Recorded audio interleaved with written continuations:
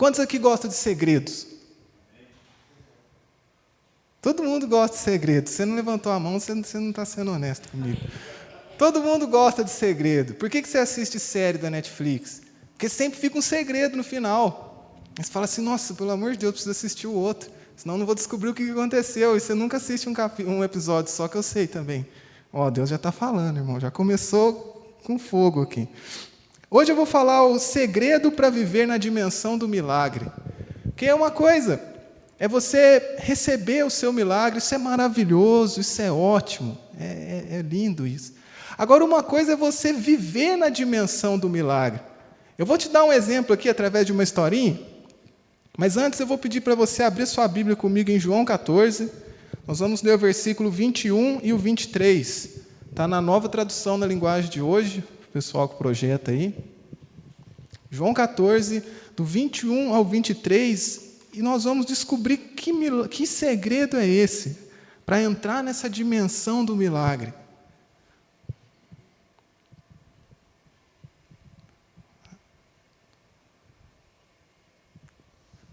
Amém? Olha o que o Senhor Jesus diz. A pessoa que aceita e obedece aos meus mandamentos, prova que me ama. E a pessoa que me ama será amada pelo meu Pai. E eu também a amarei e lhe mostrarei quem sou. Versículo 23. Jesus respondeu, a pessoa que me ama obedecerá a minha mensagem, e o Pai a amará. E eu e o meu Pai viremos viver com ela. Agora imagine, vamos para a contação de história aqui. Imagina que alguém aqui já foi num deserto antes de eu contar a história? Alguém aqui já esteve num deserto algum dia? Não é no vale do Senhor, não. No deserto, de verdade mesmo, físico. Ninguém? Então se imagine num deserto.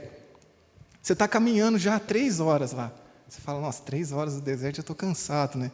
Tua água acabou e o calor está insuportável. O que você mais quer nesse momento?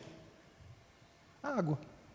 Como diz o bom alguma coisa, que eu não sei se ele é folgado, se ele é mineiro, o que ele é, sombra e água fresca, que você quer, que eu quero. De repente você olha ao longe e vê que aparecem algumas árvores. Aí você é esperançoso, você sai correndo em direção àquele lugar. E quando você chega mais perto, você tem uma surpresa.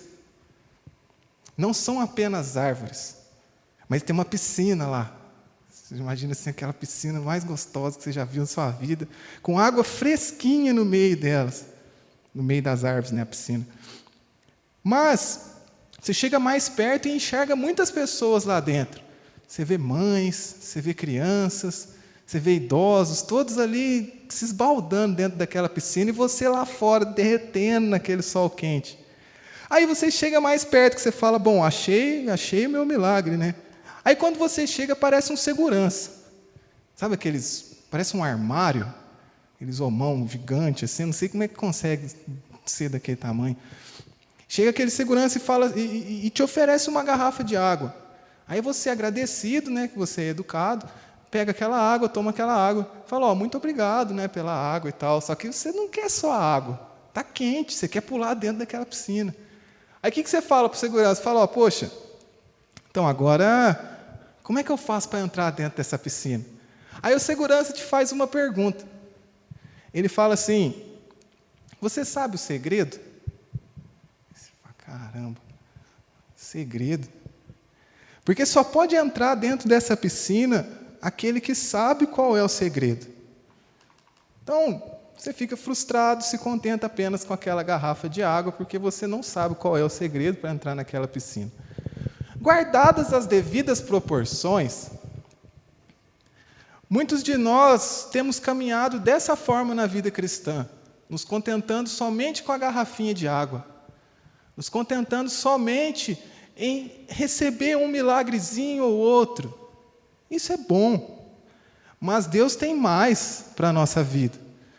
Deus ele tem a piscina para que nós possamos mergulhar dentro e não somente ficar usufruindo das garrafas de água, que são boas, que nos satisfazem, mas Deus tem mais. E hoje nós vamos ver que segredo é esse, meu Deus do céu, que vai fazer eu entrar quase que eu derrubo o meu notebook, que vai fazer eu entrar nessa dimensão de viver os milagres de Deus na minha vida. É interessante uma coisa, quando a gente vai estudar a vida das pessoas que são bem-sucedidas, seja na área que for, seja financeira, seja ministerial, não sei se você tem costume de ler alguns livros, se você não tem, leia, faz muito bem, lê bastante. Você observa uma coisa na vida dessas pessoas, que elas têm em comum. Que coisa é essa? Todas elas pensam diferente da maioria das pessoas. Todas elas não se contentam somente em ficar na superfície do assunto que elas abordam, seja financeiro, seja ministerial, seja músico, seja qual for aquele assunto. Elas sempre vão além. E nenhum desses homens e mulheres de sucesso é diferente de nós. Nenhum deles é um alienígena. Nenhum deles tem 2 cabeças. Às vezes pode ser que tem 6 dedos, mas mesmo assim é humano, igual a gente. Qual é a diferença deles? É que eles não se contentam com o raso, eles não se contentam com o senso comum, eles não se contentam com aquilo que a maioria se contenta, e por isso eles vão além.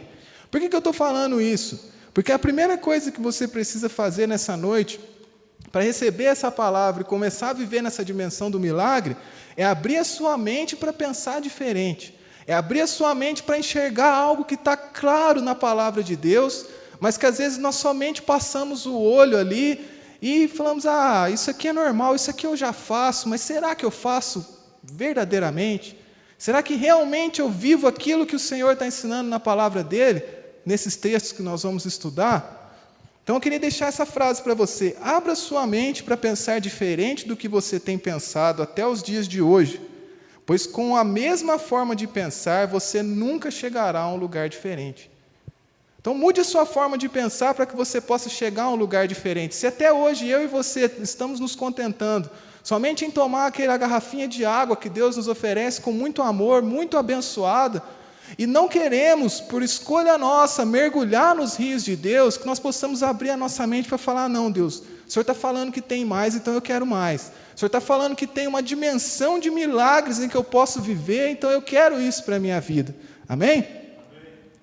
Vamos lá. Que segredo é esse, afinal de contas? Ele está dividido em 2 partes. É um segredo, mas ele está dividido em 2 partes. Então vamos ver qual é a primeira. Abre a Bíblia comigo lá em Mateus 21, nós vamos ler o versículo 22. Mateus 21, versículo 22. Olha o que Jesus diz: se crerem, receberão tudo o que pedirem em oração. Pegando esse texto e levando lá para 1 João 5, 14 e 15, fala o quê? Que se nós pedimos alguma coisa segundo a sua vontade, é certo que Ele nos ouve. Para você não sair pedindo qualquer coisa para Deus também e falar, Deus vai fazer todos os meus caprichos, segundo a vontade dEle. E a vontade dEle é boa, é agradável, é perfeita. Então, se você tiver fé, e você pedir algo a Deus que é em conformidade com a vontade dEle, com a palavra dEle, você vai receber. E uma coisa interessante, isso não está na palavra não, mas que às vezes nós esperamos assim, Deus vir num sonho e falar qual que é a vontade dEle, Deus mandar um anjo, Deus mandar uma espada de fogo, a vassoura de fogo, você está varrendo a casa, lá de repente a vassoura virou a vassoura de fogo, você fala, glória, Deus está falando aqui através dessa vassoura. Para saber qual é a vontade dEle para a sua vida. Só que a vontade dEle, eu estou sem a Bíblia aqui, minha Bíblia está aqui no computador, a vontade dEle está manifesta ali na palavra. Qualquer coisa que você achar na palavra de Deus, e você ter fé e orar por aquilo que Deus já falou, é certo que Ele vai abençoar a sua vida. Ele já deixou ali. Então pensa quantas promessas que às vezes nós estamos falando, Deus, isso é para a minha vida ou não? E Deus está querendo falar assim, vai lá para a Bíblia, se tiver lá é para a tua vida sim, rapaz. Ora que eu vou te abençoar, porque eu já deixei escrito que é para você. Amém? Tá. Agora vamos voltar aqui para o nosso segredo. Não vou deixar para o próximo episódio, não. Vai ser hoje. A fé é essencial para receber o milagre. Amém?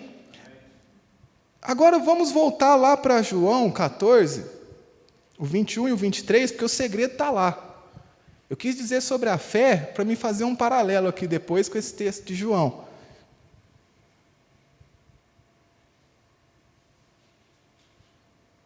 Olha a promessa que Jesus faz nesse texto. Eu não sei se você já parou para pensar e refletir na magnitude, na grandiosidade dessa promessa que ele faz nesse texto. 21. A pessoa que aceita e obedece os meus mandamentos, prova que me ama. Isso é um ensinamento importantíssimo. E a pessoa que me ama será amada pelo meu Pai, e eu também a amarei, e lhe mostrarei quem sou. 23. Jesus respondeu: a pessoa que me ama obedecerá a minha mensagem, e o meu Pai a amará, e eu e o meu Pai viremos viver com ela. A primeira parte desse segredo está explícita aqui, está na cara. É o quê? Uma palavrinha que o missionário Clóvis sempre fala. O genro, se o genro errar, ele sabe o que acontece. Obediência. Agora, você já parou para prestar atenção? O que Jesus promete para aquele que obedece seus mandamentos? Porque na primeira parte, no primeiro texto que eu li, o que falava? Se você crê, tudo que você pedir, e eu complementei lá com 1 João 5, conforme a vontade de Deus, você vai conseguir. Beleza, mas Jesus não fala que se você crê, Ele e o Pai vão vir fazer morada em você. Ele usa esses dois versículos aqui de João 14, 21 e 23 para falar o quê? Volta no 21, por favor.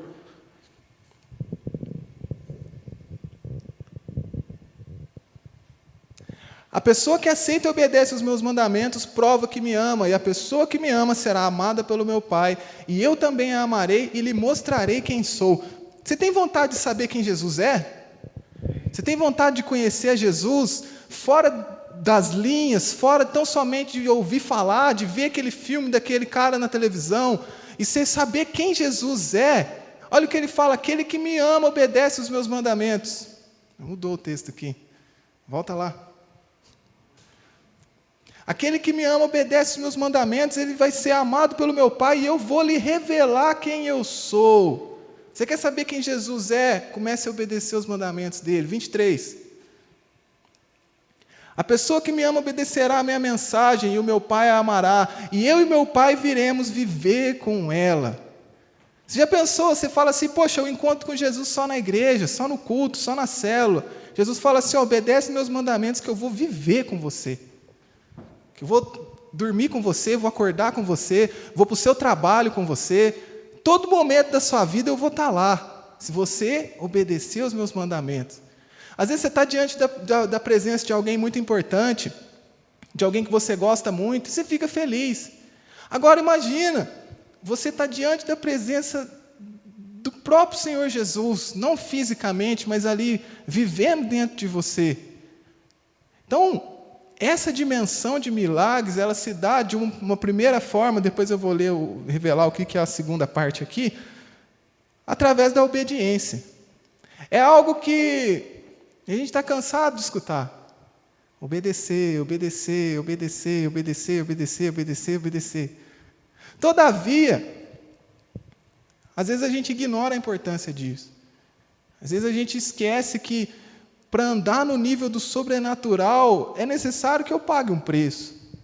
E se nós queremos andar nesse nível, a primeira parte desse preço é a obediência. Agora vamos ver na Bíblia, que você fala assim: ah, Pedro, tá, mas eu obedeço a Deus, mas cadê o nível do sobrenatural? Cadê aquilo que deveria acontecer na minha vida e que não está acontecendo? Antes, eu te faria uma pergunta, porque você conversa com todo mundo, as pessoas falam assim: ah, mas Deus habita em mim. Se prepara, porque eu vou falar aqui, é meio desconfortável, mas não tem problema não, porque Deus falou isso para mim, então eu quero que vocês sintam a mesma coisa que eu senti.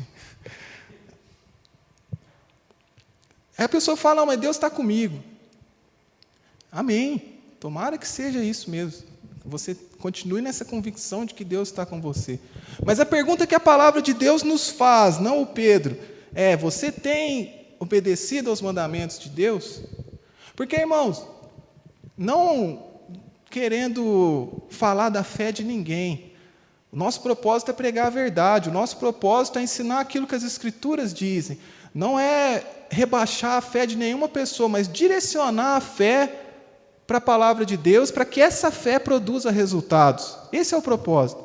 Então, muitas vezes a pessoa pode ter a fé mais sincera do mundo, a fé mais pura do mundo, ter a crença mais honesta do mundo. Mas se essa crença, essa fé não estiver de acordo com aquilo que Deus diz, não vai funcionar.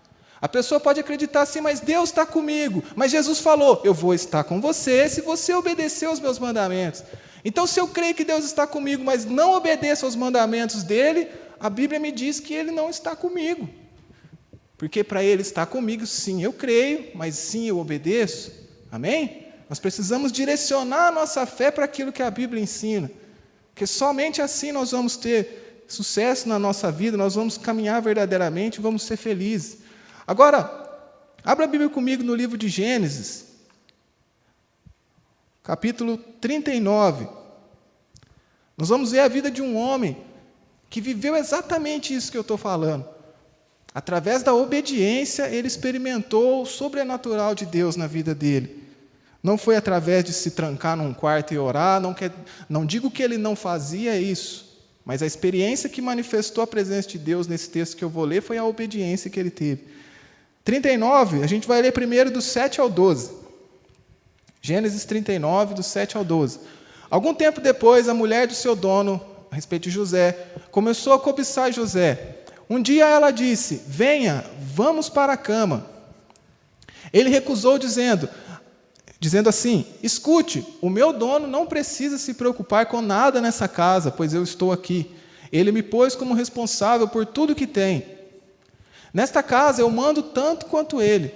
Aqui eu posso ter o que eu quiser, menos a senhora, pois é mulher dele. E sendo assim, como poderia eu fazer uma coisa tão imoral e pecar contra Deus? Olha que interessante, qual é a preocupação de José? Ele estava preocupado em obedecer a Deus. Ele não fala tão somente, como que eu posso fazer uma coisa imoral e desagradar o meu dono? Ele também se preocupava com isso, porque ele era alguém fiel. Mas ele cita, como que eu posso fazer uma coisa tão imoral e pecar contra Deus? Ele estava preocupado com a obediência. Todos os dias ela insistia que ele fosse para a cama com ela, mas José não concordava e também evitava estar perto dela. Mas um dia, como de costume, ele entrou na casa para fazer o seu trabalho e nenhum empregado estava ali. Então ela o agarrou pela capa e disse, venha, vamos para a cama. Mas ele escapou e correu para fora, deixando a capa nas mãos dela. Agora o versículo 20. A gente vai ler do 20 ao 23. Ele agarrou José, agora falando a respeito de Potifar, que depois que descobriu aquilo que havia acontecido, uma mentira da mulher dele, falando que José que agarrou ela, em vez de ser o contrário, o que Potifar fez? Ele agarrou a José e pôs na cadeia, onde ficavam os presos do rei, e José ficou ali. Agora, olha que interessante, eu gosto demais dessa expressão aqui do versículo 21. A vida do menino acabou de ser prejudicada de novo, que ele já havia sido prejudicado lá atrás pelos irmãos. Agora, ele acaba de passar por uma provação, por um teste.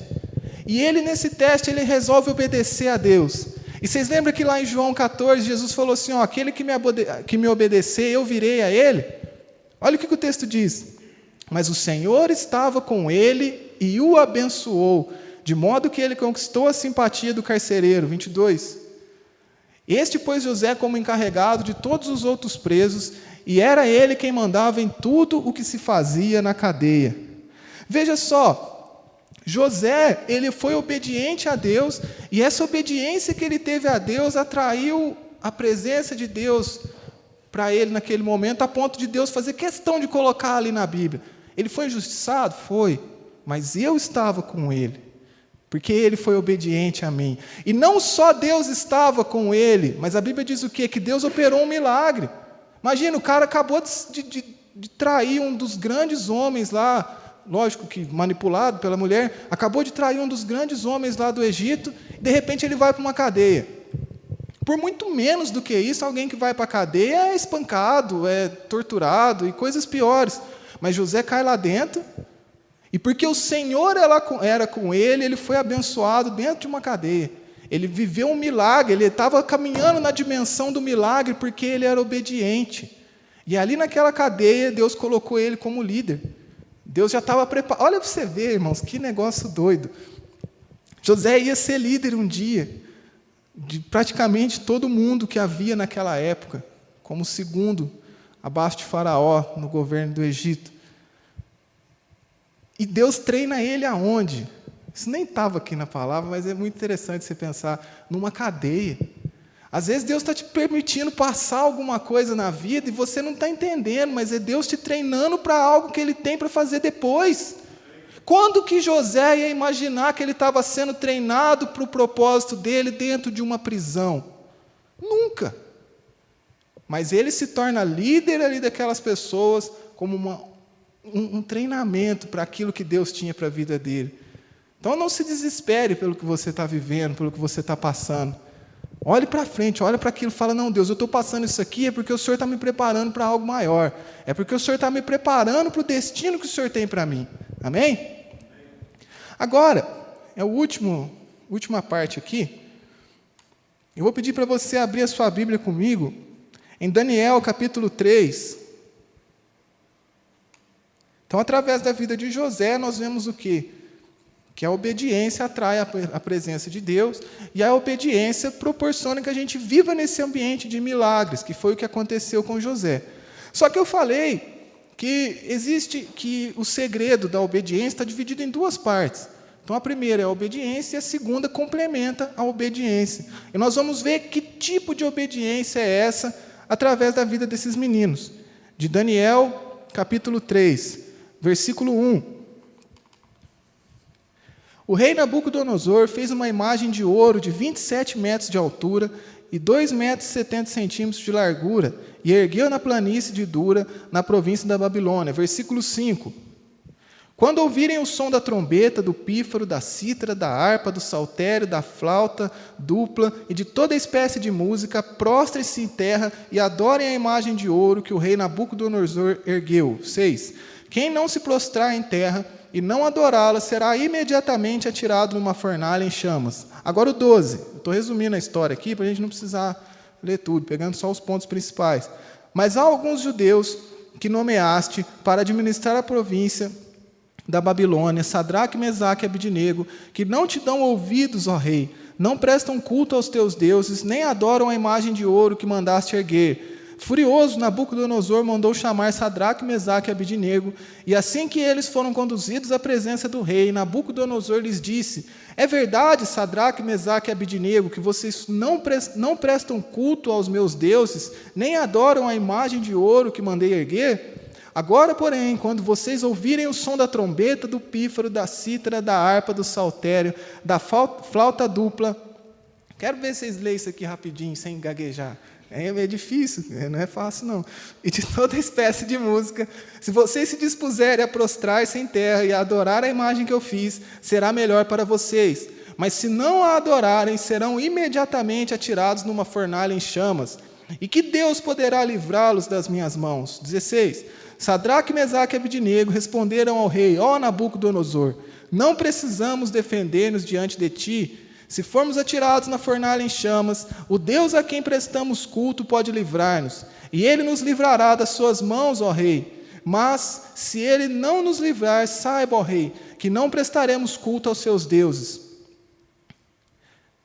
Nabucodonosor ficou tão furioso com Sadraque, Mesaque e Abidnego, que o seu semblante mudou, e deu ordens para que a fornalha fosse aquecida 7 vezes mais do que de costume, e ordenou que alguns dos soldados mais fortes do seu exército arremessassem a Sadraque, Mesaque e Abidnego e os atirassem na fornalha em chamas. E os 3 homens, vestidos com seus mantos, calções, turbantes e outras roupas, foram amarrados e atirados na fornalha extraordinariamente quente. A ordem do rei era tão urgente que a fornalha estava tão quente que as chamas mataram os soldados que levaram Sadraque, Mesaque e Abidnego, os quais caíram amarrados dentro da fornalha em chamas. Mas logo depois, o rei Nabucodonosor, alarmado, levantou-se e perguntou aos seus conselheiros, não foram 3 homens amarrados que nós atiramos no fogo? E eles responderam, sim, ó rei. E o rei exclamou: olhem, estou vendo 4 homens desamarrados e ilesos, andando pelo fogo, e o 4º homem se parece com um filho dos deuses. Amém. Acho que o Daniel, de propósito, colocava o nome deles toda hora. Ele falou: um dia alguém vai ler isso aqui e vai penar. Mas amém. Olha que interessante essa experiência desses meninos. Eles estavam diante de uma estátua de ouro e eles tinham o mandamento de Deus no seu coração de que eles não deveriam adorar outro Deus além do Deus de Israel. E numa nação pagã, uma nação distante de todos os olhos dos líderes, daquelas pessoas que tinham autoridade sobre eles assentaram no seu coração, Daniel capítulo 1 diz isso, não se contaminar com aquilo que o rei ofereceria. E aí eles são colocados diante de uma prova, onde ou eles adoravam aquela imagem que Nabucodonosor ergueu, ou eles seriam lançados numa fornalha de fogo ardente. Então veja, eles são colocados diante de uma prova, onde a obediência deles seria testada. Só que a obediência deles tem um detalhe muito, muito marcante, que faz toda a diferença para que a gente possa caminhar nesse ambiente de milagres, que é o que está lá no versículo 18. Volta lá, por favor. Veja só, eles acreditavam que Deus poderia livrá-los da fornalha de fogo, se eles o obedecessem. Mas eles eram tão doidos, depois a gente vai entender que não era loucura, era outra coisa, que eles falaram assim: rei, mesmo que o nosso Deus não nos salve, o Senhor pode ficar sabendo que não prestaremos culto ao seu Deus, nem adoraremos a estátua que o Senhor mandou fazer. Quem de nós teria essa coragem que esses jovens tiveram, de prestar uma obediência a Deus sem nenhum benefício em troca? Essa é a segunda parte do segredo. Porque é fácil nós obedecemos a Deus esperando algo em troca. E Deus, ele é tão misericordioso que Ele nos abençoa. É bíblico. A gente vê o próprio Senhor Jesus falando: se você me obedecer, eu vou estar com você. Não é errado, você vai receber sim a bênção de Deus por obedecê-lo. Ele mesmo disse isso. Mas o nosso coração tem que estar desprendido disso, igual o que desses 3 meninos estavam. Por que eu estou falando tudo isso? Por que eu trouxe essa mensagem hoje? Porque eu estava vivendo um conflito dentro de mim. Vou confessar meus pecados aqui agora. E dentro desse conflito eu estava pensando assim: Senhor, mas me ajuda aqui. Porque tem tanta gente que faz coisas erradas, e depois se arrependem, e depois consertam. Graças a Deus por isso, eu não estou condenando isso, amém? Vocês vão entender o meu coração errado daqui a pouco. Por que tem isso? Então, o que eu estou ganhando? Olha a pergunta que eu fiz para Deus. O que eu estou ganhando de te servir, de fazer as coisas direitinho, sendo que tem gente que está fazendo muita coisa errada e está dando tudo certo na vida deles? E eu estava revoltado com isso. Olha que pecador, irmão, que eu sou. Você vê que Deus usa até a mula, né? Aí Deus me trouxe essa palavra que eu estou pregando hoje. A primeira coisa que Deus me fez foi levar lá para João 14. E aí Jesus me fez prestar atenção naquela palavrinha, naquela frasezinha: aquele que me ama. Fala assim: Pedro, você me ama? Pensei comigo assim, já entendi. Se você me ama, você não vai estar interessado no que eu vou te dar. Mas a forma que você vai demonstrar amor para mim é me obedecendo. Então, se você me ama, você vai me obedecer. Eu falei assim: tá bom, Deus. Aí depois Deus me levou para esse texto de Daniel. Aqueles meninos iam morrer, Pedro. Mas eles me amavam tanto, e eles me reconheciam tanto como Deus, que eles não estavam nem aí para a vida deles. Eles preferiram me obedecer. Eles preferiram demonstrar o amor deles por mim. Aí eu comecei a chorar. Falei: Deus, que bom que o Senhor me corrigiu. Que bom que o Senhor falou comigo. E graças a Deus, sabe, eu fico feliz. Porque às vezes Deus nos confronta, Deus traz alguma palavra mais dura, mas é igual aquele texto de Hebreus que fala assim, que Deus, Ele corrige aquele que Ele ama. Que se nós estamos recebendo correções de Deus, não é porque Ele está zangado, mas Hebreus diz isso. Lê lá na sua casa depois, Hebreus capítulo 10. Se você está recebendo correção de Deus, é uma prova do amor dele por você. Então, quando Deus faz isso, eu falo, Deus, obrigado, porque o Senhor me ama. E aí eu falei, eu preciso compartilhar essa palavra com os meus irmãos, porque me abençoou demais. Quando Deus me chamou a atenção e falou, você tem a liberdade para você fazer o que você quiser. Você vai achar perdão, pode ser que você ache perdão. Não estou falando que Deus não perdoa quem fez as coisas erradas, perdoa, eu erro todos os dias. Mas, se nós queremos demonstrar amor a Ele, nós devemos obedecer. Eu não sei se você já leu um livro que chama 5 Linguagens do Amor. Eu não li não, mas algumas pessoas já me comentaram que é as formas que as pessoas enxergam o amor. Tem lá atos de serviço. Ajuda eu aí, Adriano, você leu o livro. Tempo de qualidade, presentes. Enfim, tem 5 formas lá que os seres humanos enxergam, se sentem amados. E aí eu lendo esse texto, falei, olha para você ver, Deus ele não é carente. Mas como a Bíblia é o nosso manual de fé e prática, e a Bíblia é onde você encontra Deus no planeta Terra, você quer encontrar Deus, vai para a Bíblia. Você quer achar Jesus, vai para a Bíblia, Ele está ali. Não naquela folha, mas na essência daquilo que está escrito. E aí Deus fala, você quer me amar? Então guarde os meus mandamentos. É simples. Às vezes a gente fala assim, mas é complicado demais. Não, até as crianças entendem isso, é simples. É muito simples. Às vezes é nós que não queremos entender, mas é muito simples. Amém? Então, para mim encerrar aqui,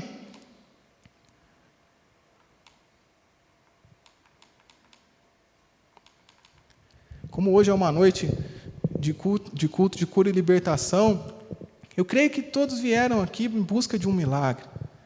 E nós vimos naquele texto que eu li de Mateus 21, 22, que se você crê, Deus ele vai realizar esse milagre na sua vida. Mas eu quero te convidar a ir para uma dimensão maior. Eu quero te convidar a ir para um outro nível que a gente aprendeu nessa noite. Um nível de obediência por amor. Onde Jesus ele diz assim, se você me ama e guarda os meus mandamentos, eu vou me manifestar a você. Você vai ter uma experiência com Jesus que você nunca teve antes. E se você me ama e guarda os meus mandamentos, o Pai o amará, e eu e o Pai vamos fazer morada na sua vida, através do Espírito Santo. Então, se você ouviu essa palavra, vou pedir para você fechar os seus olhos nessa hora, nós vamos fazer uma oração aqui, depois o missionário Clóvis vai conduzir as demais. E assim como eu fui confrontado por Deus através dessa palavra, e eu enxerguei dentro de mim e falei, Senhor, me perdoa, porque eu estou totalmente errado na forma de pensar. Eu estava querendo te obedecer, buscando benefícios, buscando algo em troca, e o Senhor é tão bom que me abençoa de eu te obedecer, mas a minha motivação não pode ser essa. Eu vou orar nessa hora e que se você precisa se consertar com Deus, assim como eu me consertei porque eu estava errado, que você possa fazer nesse momento. Senhor nosso Deus e Pai,